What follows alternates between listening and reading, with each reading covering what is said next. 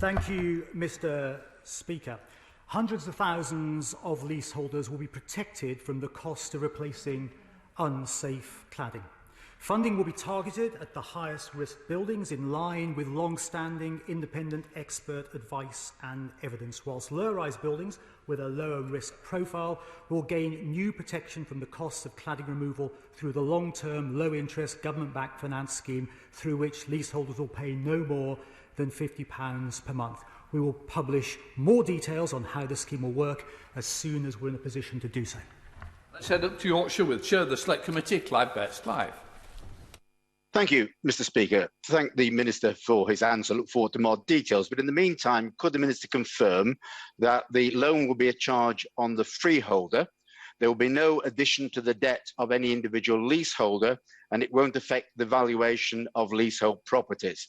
And in terms of the money to be raised from the levy and financial contributions, is that going to be in addition to the £3.5 billion which the government has announced, or will it go to offset the amount of the £3.5 billion that the government will have to find? Mr. Speaker, I'm obliged to the Chairman of the Select Committee for his question. We certainly do not wish for any costs to follow the leaseholder through their lives. So he's certainly right to assume that the charge will be applied to the building and not to the leaseholder. Therefore, their credit rating will not be affected by it.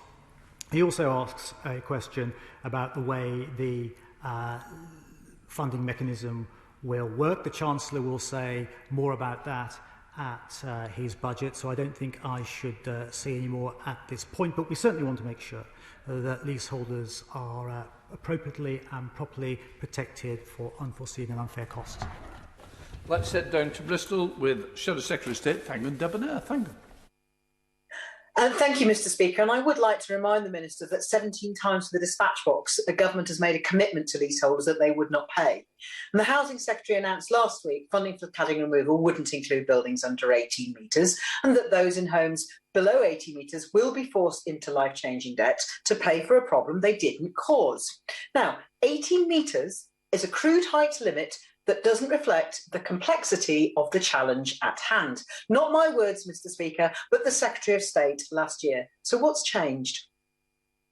Minister.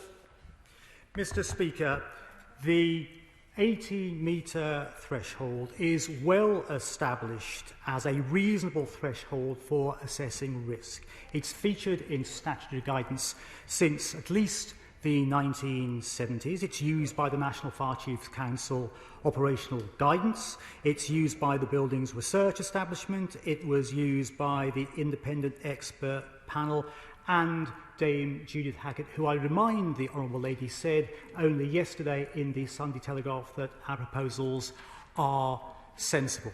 So I hope that she will with advantage read what Dame Judith has said and perhaps reflect on the question that she's asked.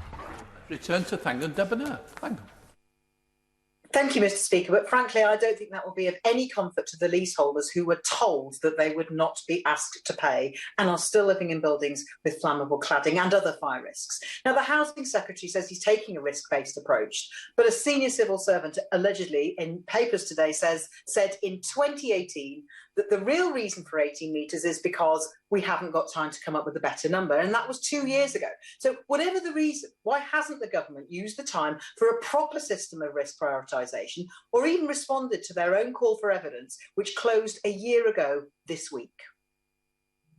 Well, Mr. Speaker, I'm obliged to the Honourable Lady. We have looked very closely at the evidence and we have always been guided by safety. Safety is our paramount concern. And as I say, the Building Research Establishment, the National Fire Chiefs Council, the Independent Expert Panel, Dame Judith herself, all say that 18 metres is an appropriate trigger to properly assess the highest risk. Such buildings are 4 times more likely, if they suffer a fire, to result in injury or fatality than lower-rise buildings. But we have also introduced, as the Chairman of the Select Committee has rightly identified, a mechanism to ensure that people living in lower-rise buildings are also able to take advantage of finance to make sure that their homes are remediated so that value is properly reascribed to them and so they can get on living their lives.